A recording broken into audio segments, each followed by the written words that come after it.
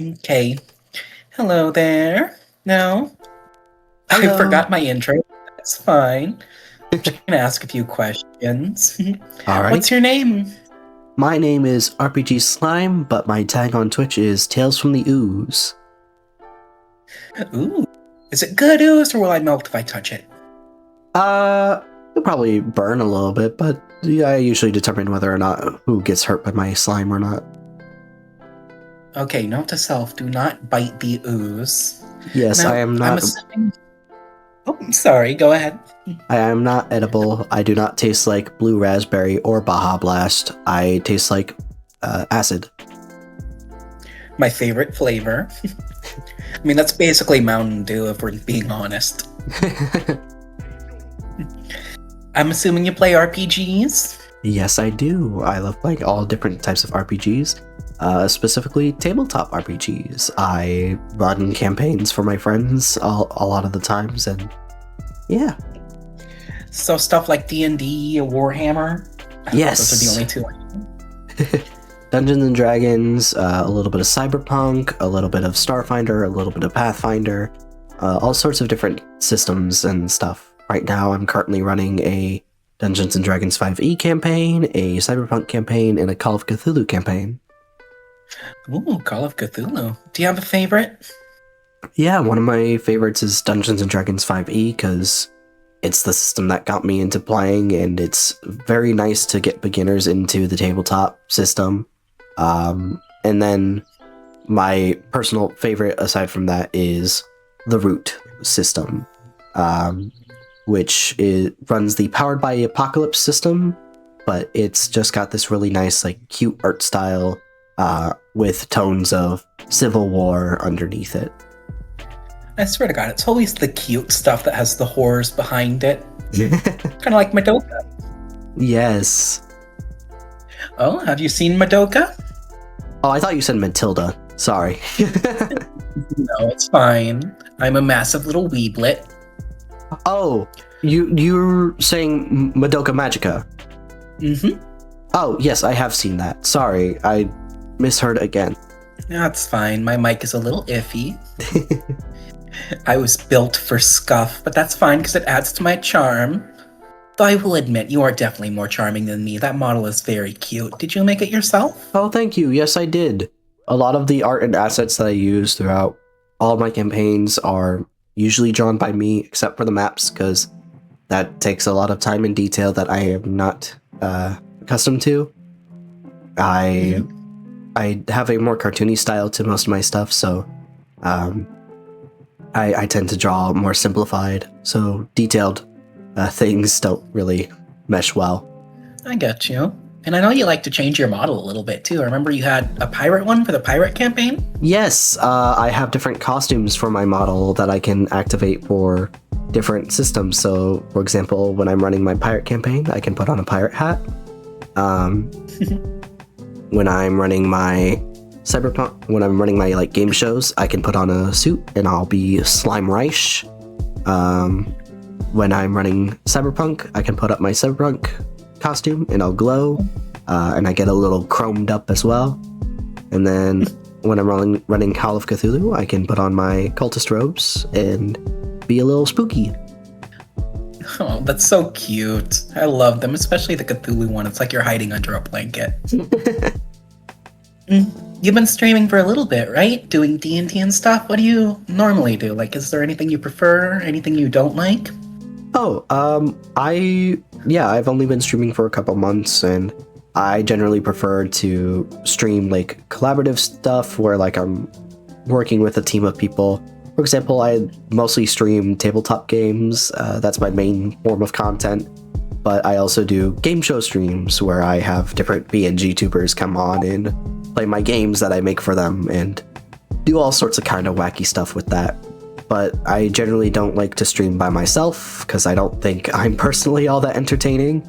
I also think that I'm not entertaining when I play video games because I tend not to like do anything particularly different or like say anything while I'm playing, so I tend to avoid solo gameplay streams and focus more on stuff that I can do with other people.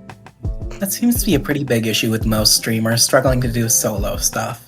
Mhm. But you found a way through collab, so it's really nice. I'm sure you've made some great friends through it too, right? Oh yeah. Darian has been part of my game show streams a lot, and I've been enjoying his company. I just had BioZuzu and Straw Doodle on my latest game show stream, which I'll be posting clips of later. They were excellent players, and even you I've met along the way. I exist. I don't know what I'm doing, but I managed to make friends. Let's see, what else can we go on about? Do you have anything you'd like to share about yourself? Just a random fun fact? I guess a fun fact that I like to share is that the crack in the skull above the eye on my model is a real injury I have. I believe I mentioned it. Are you okay? Oh yeah, I'm fine. It happened like 2 years ago, but a couple of years ago I got into an accident on my college campus in real life, which shattered my wrists, broke my skull in 2 places, and broke 3 places in my spine. Jesus. Yeah, the doctors thought I wasn't gonna live. I lived. They thought I wasn't gonna walk. I walked. Then I got meningitis from the injuries. They thought I wasn't gonna live again.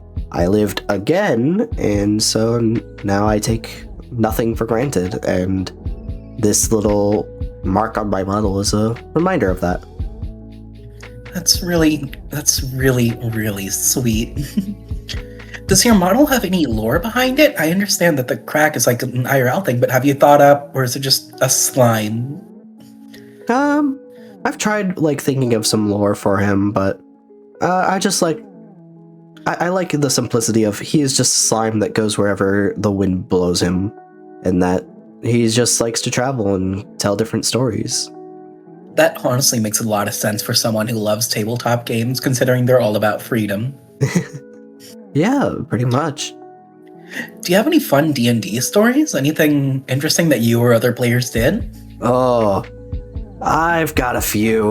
We're talking about like interesting player stories. I've got it like I've had one in my campaign where my players were going into this dungeon infested with kobolds, and so they had to be very careful because I was running Tucker's style kobolds, which for those who don't know are kobolds that tend to use guerrilla war tactics, and so they'll hide in the walls and stab you with sharp sticks and be generally a nuisance and unhittable.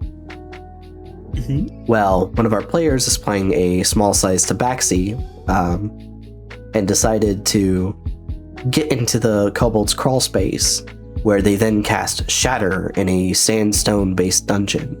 So we had them roll to see if their Shatter spell affected any of the building, and it did, causing the entire building to crumble and the players to panic. They had to rush in like 3 rounds to get the item that they came for, save the player that was in the walls, and get out before the building crumbled around them. And with the help of our wizard, they managed to get out just in time. It's been so long since I've heard a story about D&D being chaotic, despite how chaotic it is. Yeah. I've also had a lot of like good emotional moments as well in my own personal campaign. We've had a few beats where one of our players is having trouble like exploring themselves. They're this changeling rogue that just discovered that they are like in this setting that I've made, changelings were a creation by the evil goddess, basically as spies and assassins. And so the player had found this out and is questioning whether or not they can trust themselves, and had this really deep emotional moment with the other members of the party where they kind of revealed their true face for once and trusted them. Please tell me they had some kind of joke name. It always comes from the silliest characters, the most serious moments. Ironically, no. We don't. The closest thing we have to that is a character named Goliad, who is kind of just like dumb as rocks, but most of the characters are pretty serious in their names and in their writing. Okay. I have been running a D&D campaign myself for like a year and a half, and I swear there has been nothing serious. I have a barbarian lizard who's just called Liz, a possum called Opie, and a crack addict squirrel. That's how some campaigns tend to go, but honestly, those are some of the most fun ones, if you can find the right group for it. Yeah, it's weird to find a good balance because it's a lot of the time people think chaos, but they don't think how that chaos would affect others. Exactly. D&D is a very like collaborative storytelling thing where you have to like think about how your actions will affect others, and it's very if there's one person in it that messes the vibe of the group, then you're not going to have that great of a time, I find. Do you have any bad stories? Boy, do I. I've been running D&D games for about 8 years now, and I've ran probably like 20 plus campaigns that have either failed due to player relation issues or like scheduling issues, the main villain of every D&D campaign. But one issue that I remember that I focus on now is I had a player in this one campaign. I don't remember what the context was for it, but the party was going down this hallway and it split into two different paths. You could choose the one path that showed your character everything they ever wanted, or you could choose the path that showed the character their worst fears. And each player got to decide which hallway they went down. And so it goes to one player, and I'm like, okay, what's your character's worst fear? And they're like, moths. I'm like, okay. And I describe how they go down the hallway and they hear the fluttering of wings. They feel the slick chitinous feet pressing against their body. They see giant moths at the corners of their vision. And I just go into like detail about what the fear of moths. And then the player starts hyperventilating in real life. And I'm like, hey, what's wrong? And they're like, well, my worst fear IRL is moths. And I'm like, well, why did you choose that if you knew that was going to be your worst fear? So Okay, that is genuinely oddly adorable. it is funny in hindsight, but they were pissed off that I started describing the moths, and I'm like, well, what did you expect? But now, I mean, they got more. Yeah. But now, before I start any campaign, I have my players like fill out a form that says this is like a topic that I'm okay with covering. This is something that I'm not okay with covering, because I know there are some like campaigns and players that want to like have sex in their campaigns, which is not something I'm personally comfortable with in my that I run. I mean, I'll fade to black usually, but I'll never go on describing it. And so it provides a healthy kind of boundary between players and DMs, I find. Well, it just seems like a good thing to do, to know beforehand what's not okay and what isn't when it comes to players, DMs, and general interactions, regardless of game. Mm-hmm. I wish I could share some kind of bad story, but I've only been playing for a year and a half, and my group has been incredible throughout the entire time. That's awesome. I mean, if you want somewhere like a mixed bag story, I had a player who was playing a changeling, different player from the last changeling story. Mm-hmm. But basically, they ruled that because changelings can change shape, they can change specific parts of their body. And so they were like, okay, yeah, that kind of tracks. And so then they used that to say, hey, I want to change the size of my penis to be very big, and I want to kill somebody with it. And I'm like, no, you cannot do that. It was really funny that they tried to do it, but it was so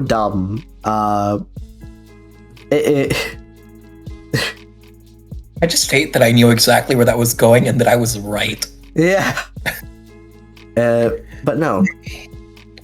It was a really like funny experience, but so dumb. Oh, you and me have to play D&D sometime. I will kidnap you for it. Lovingly, of course. When I have the time for it, or when one of my campaigns ends, I'm planning on running a campaign with the other PNG tubers. Fun. Okay. We're getting a little too deep into the D&D. Let's change and try to get a little bit more about you. I'm assuming your favorite color is, and I'm colorblind, so I might be wrong here, but blue? Yeah, like a teal, like aquamarine sort of color. I generally, when I was in like high school, middle school, I painted my room this entire color, so. I'm trying my best to ask normal questions, but I'm also tempted to let the ADHD take over and just see where it goes, because that could be fun. I mean, hey, there's nothing more fun than like successfully riffing off each other. True. The only thing I can really think of at the moment is, can I eat you? I think we've been over this. No, you cannot eat me. I may look like a gumball, but I will hurt. I will give you really bad indigestion, and I will also burn through your stomach. I'm Mexican, man. I can eat anything and come out fine. Ugh. No. Never underestimate the amount of chile I cram in this accursed mouth. I mean, I'll probably kill you worse than chile, but... but no. Okay. I do not taste good. Okay, but how do you know what you taste like? Have you tried yourself? Funnily enough, I can taste myself. You know how your tongue is in your mouth? You're constantly tasting yourself. That absence of taste is the taste of yourself. That's gonna lead me down some very stupid paths, thank you. You're very welcome. I wonder if slimes have tongues. No, we kind of like dissolve our food. Like we're kind of big bags of acidic material. Like think of us as inside out stomachs. We absorb. Imagining? Yeah. Yeah, that's nowhere near as cute as the PNG. Yeah, no, I'm cutified, but I'm a little bit horrifying. Oh, it's like an eldritch nightmare, straight from my dreams. Exactly. We're little eldritch horrors. But I can understand you. Yes, because I choose to let you understand me. It seems the slime has ascended to godhood. Yay. Only minor godhood. What do you know, watching a god stream while they nerd out over D&D, that's gotta be so much fun. Tales from the Ooze, right? That's what it was? Yep. Did you have a YouTube too, or just like only Twitch? Yes, I have a YouTube and an Instagram account where anybody who's interested can follow me. Alright, please follow him, otherwise he will smite you in acid. Only possible. And I will make sure to be laughing from the background. I won't introduce myself, though that it'll be more fun this way. Yeah. Well, this was great. Thanks for having me on. Thank you. And just send me the recording. You can keep this little bit right here. It'll add to the feel. And I'll start working on editing tonight. All right, Thank you very much for having me. I have... No problem. Glad to be the test subject for the first interview. Mm-hmm.